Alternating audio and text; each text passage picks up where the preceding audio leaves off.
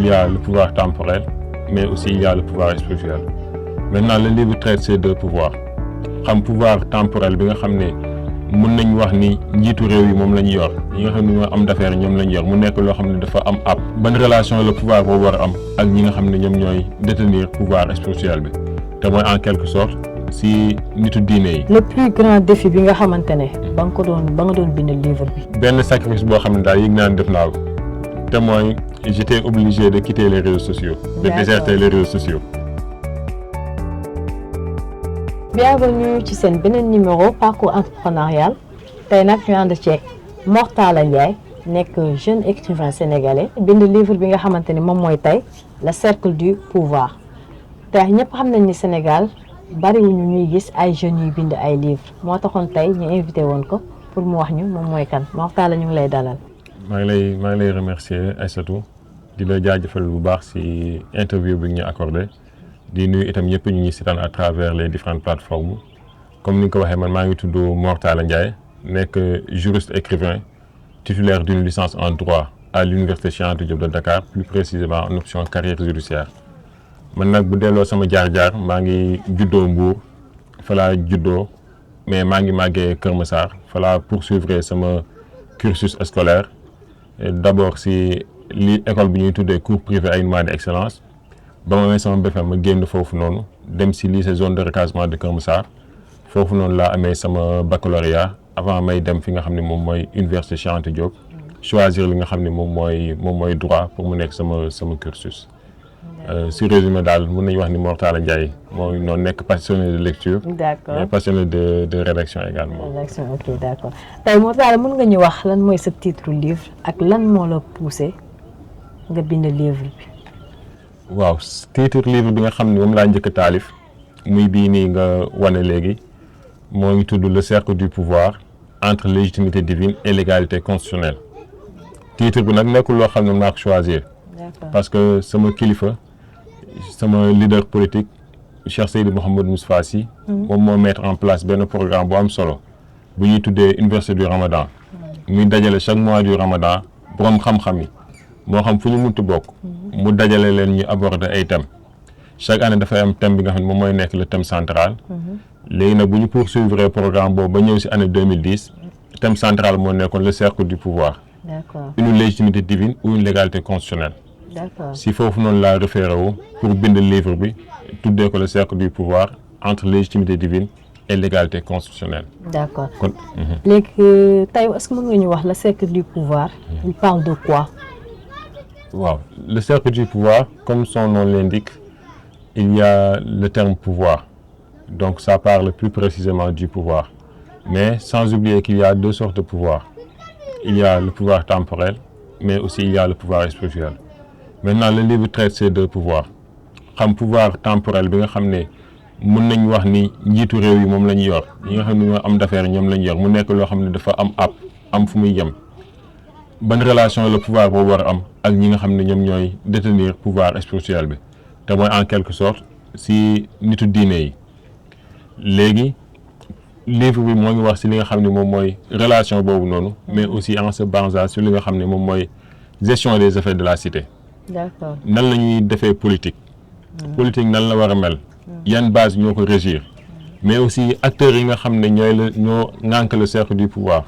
muy les hommes de pouvoir muy les hommes d'affaires muy les hommes de Dieu. nan la ñu war a cohabiter nan la ñu war a collaborer. D'accord. pour lu ñu bëgg société mu mun a am. kon mun nañu wax ni si résumé c'est un livre qui aborde des problématiques liées à la politique. notamment dañ si développer cadre politique mais aussi ki nga xam ne moom mooy l'homme politique. D'accord. nan la war a mel yan jikko la war a am nan lañ koy tànnee yooyu yëpp aborde nañ ko si livre bi wax nañ aussi si li nga xam ne moom mooy démocratie. démocratie par rapport théorie yi nga xam ne moom la ñu miin. ak réalité yi nan la demee. loolu yëpp aborde nañ ko si livre bi mais aussi aborde nañ li nga xam ne moom mooy la bonne gouvernance. D'accord.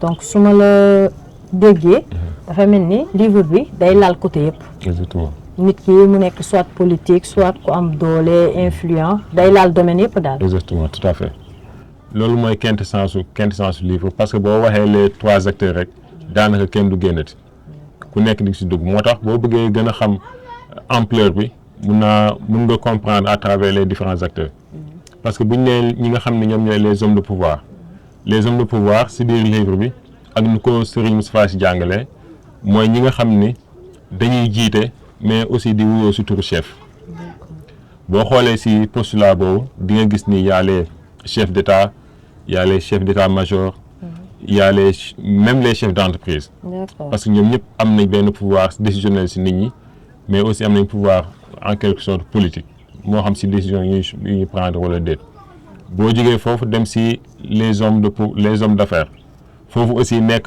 toutes les personnes qui travaillent sur l'économie et les finances. D'accord. Entrepreneurs les hommes d'affaires proprement dit dañuy ñëw mais aussi les économistes dañuy ñëw ak ñi nga xam ne ñooy travailler dans les marchés financiers moo xam moral wala physique les bailleurs dañuy ñëw les émetteurs ñoom ñëpp dañuy ñëw si cadre boobu. buy ñëwee nag si dernier groupe bi muy ñi nga xam ne ñooy les hommes de Dieu mooy ñu tuddee sëriñ si en quelque sorte mais boo xoolee avant loolu jiitu na si yonente yi avant moo yegg si tey si sëriñ si. D'accord.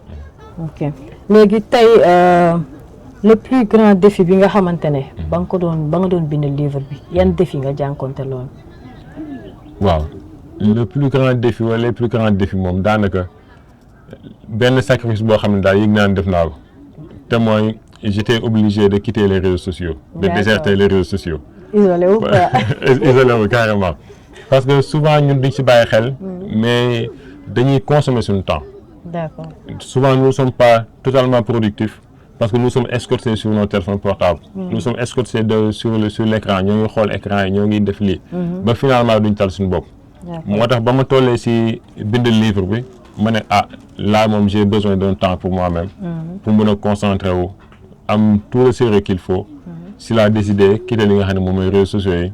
moo xam ñoom Facebook ñoom WhatsApp yëpp quitter sama téléphone. pour mën a concentrer wu réellement si rédaction bi. D'accord. Et j'ai vu que ça a apporté ses fruits. Ok léegi ginnaaw ba ñu gisee ni concentré wu nga isolé wu nga bind léegi est-ce que mën nga ñu wax ci sa style bind style bi ci lan la basé wu.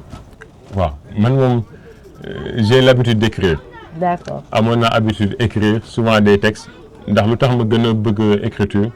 mooy Serigne Moustapha Sy boobu dama doon jël ay poèmes di ko bind di ko dédié. D'accord. si noonu laa commencé di bëgg écriture ba commencé intéressé si ay articles. ak ay thèmes yoo xam ne thèmes de société la. D'accord. si loolu man sama style c'est un style simple. d'ailleurs ñi nga xam ne am nañ occasion lire livre bi bu ma seetaanee dañu xam ni kat écriture bu simple laa utiliser bu abordable boo xam ne doo soxla di consulter dictionnaire pour mën a xam quintessence mooy. mais bu nekk phrase yu simple mais phrase yoo xam ne peut-être dina am benn style syntaxique booy utiliser boo xam ne dina ko jox un peu d'art. un peu d'art boobu noonu mooy tax mooy nekk sa marque d'écriture. D'accord léegi tey sa livre bi. yow mi yaa ko bind léegi ginnaaw ba nga ko bindee da nga dem ci maison d'édition yi ñu publier la ko wala étape yooyu nan la fa demee aussi. waaw foofu noonu comme maa ngi d'ailleurs nu profité nuyu ki nga xam ne moom mooy. directeur maison d'édition bu ma édité. muy monsieur Bokar Guiro. D'accord. nekk directeur maison d'édition bu ñuy tuddee Gandal Afrique. Gandal Afrique ok. voilà ba ma paree rédaction bi am na d'ailleurs ñeneen ñu mosoon ñu ma contacté woon mais finalement moom laa mujjee trouver l'accord. ma contacté ko mu nekk maison d'édition boo xam ne ay jàmbaar lañ. D'accord. ci cadre qualité de travail ci cadre sérieux ci cadre rigueur. collaboration bu am solo. ok dama paree sama tapuscrit rek. ndax na ngay bind tapuscrit après tapuscrit boobu moom nga leen di yónnee. boo leen yónnee ñoom ñu mun a à partir de ce tapuscrit defar le devis xool nan yan frais lay coûter. après nga soog a mun a commencer sa correction. après nga mën a dem si parution beeg publication yeeg yooyu noonu. donc tey est-ce que mën nañ ne Mor Talla am na yeneen projet yi nga xamante ne mu ngi ñëw soit ci cadre bind bi wala mu nekk loo xamante ne. même bu dul ci bind bi yeneen projet yi nga xamante ne yaa ngi ci nekk tey. oui bien sûr am na ay projet littéraire en cours parce que ouvrage bii dama bëgg mu nekk le premier parmi tant d'autres. D'accord. donc je projette d'écrire un autre. si 2026 bi. D'accord. ndax boo xoolee bii nii maa ngi ko doon publier juin 2025. ok mu tombé doon le 10 juin tombé anniversaire ki nga xam ne moom laa ko dédié muy Serigne Moustapha Sy mais j'ai l'ambition également d'écrire d'autres livres notamment si 2026 bi inchallah. D'accord. À côté de ces ambitions littéraires peut-être sans que junjoon naa sama cadre parcours académique ñu xam ne licence en droit la am mais aussi maa ngi projeté beneen master boo xam ne dafay nekk ci cadre relation internationale ak li nga xam ne moom mooy diplomatie. D'accord. Exactement inchallah si bientôt. Est-ce que tey mën nga ñu wax d'après ba nga bindee ce livre bi yan retour nga ci am soit sa entourage au vu sénégalais globalement vu que au Sénégal fii amuñu habitude di gis jeunes yi di bind ay livres donc est-ce que mën nga ñu apporter quelques leeral ci loolu. waaw pour loolu dafa jaaxaloon am na ñu bëri ñoo xam ne dafa leen jaaxaloon. d'ailleurs am na sama benn xarit bu ma doon tooñ wax ko dans un cadre taquin mu ne ma yow réew métti bi na nga dafa bind livre mais da ngay xam ni. Voilà dafay jaaxal ñu bëri. Puisque souvent da ngeen di nekkandoo di añandoo di reerandoo. di defandoo tout ensemble. mais lenn rek li nga leen di raw peut-être si que pas raw mais si cadre écriture foofu noonu. mooy boo paree di nga dem sa benn coin. daal di bind si li nga xam ne moom mooy sa livre ak sa projet.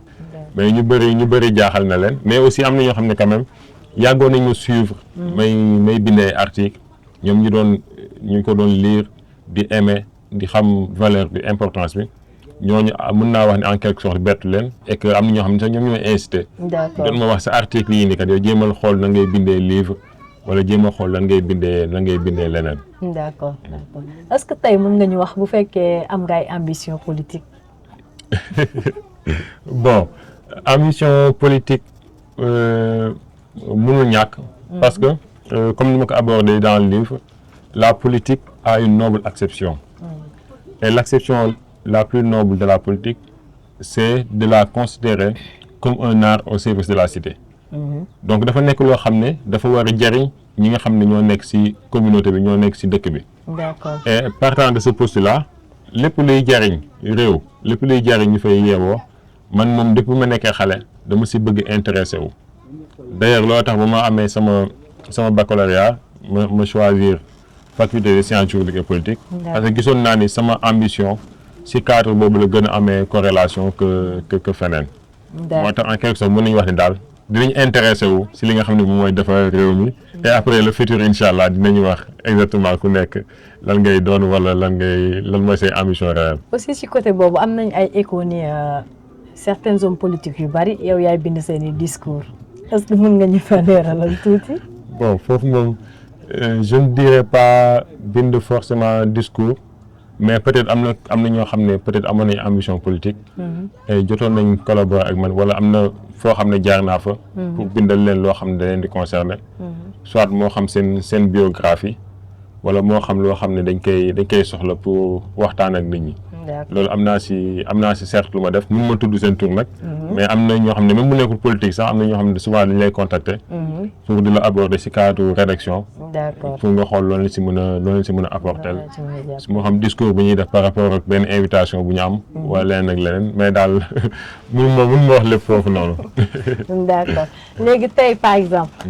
bu fekkoon keneen ku bëggoon bind livre tey ana ban conseil nga koy jox pour moom tamit mu dem ba bind livre mais tout ça. waaw nit moom lépp lu muy munti def man dama naan la chose la plus fondamentale mooy être passionné. Passionné. Être passionné il faut d'abord être passionné de l'écriture. mais aussi de la lecture. D'accord. parce que loolu mooy aiguiser en quelque sorte ce plume. moo lay mën a aiguiser aussi sa réflexion. mooy mën a xam nga miinante génn style ba nga xam ni booy bind doo am problème.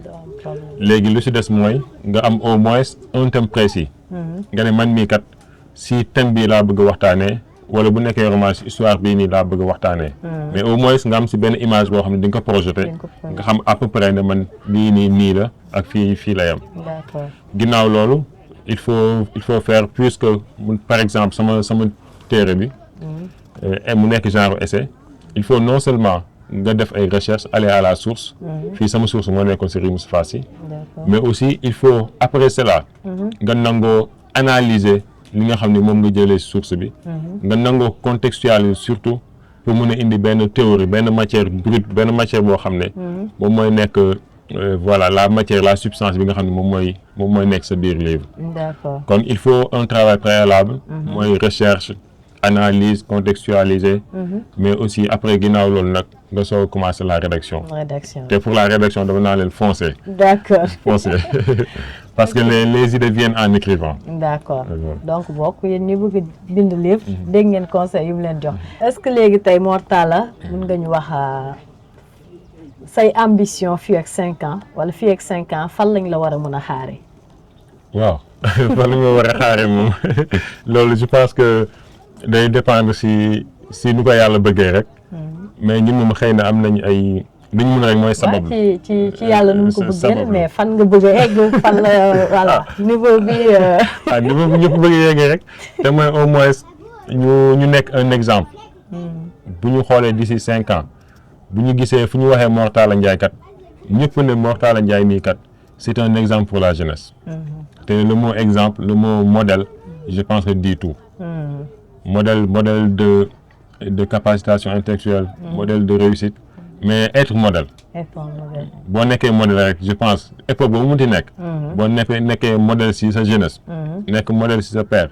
je pense que ñooñu noonu voilà ambition mënu weesu voilà nekk ñi nga xam ne ñoom ñooy impacter les autres positivement. parce que foofu lañ toll. si cadre bu ñu jàngalee cadre boobu la ñuy jàngalee. te mooy ñu nekk ñoo xam ne dañuy jëriñ les personnes autour. D'accord. les personnes autour. amal njëriñ sa réew. amal njëriñ sa réew amal njëriñ sa gox amal njëriñ sa famille. mais aussi nekk source d'inspiration. source d'inspiration parce que livre bi d'ailleurs boo ko bindee par exemple rek ñu bëri da lay approché na man mii kat bëgg naa bind livre ni yow.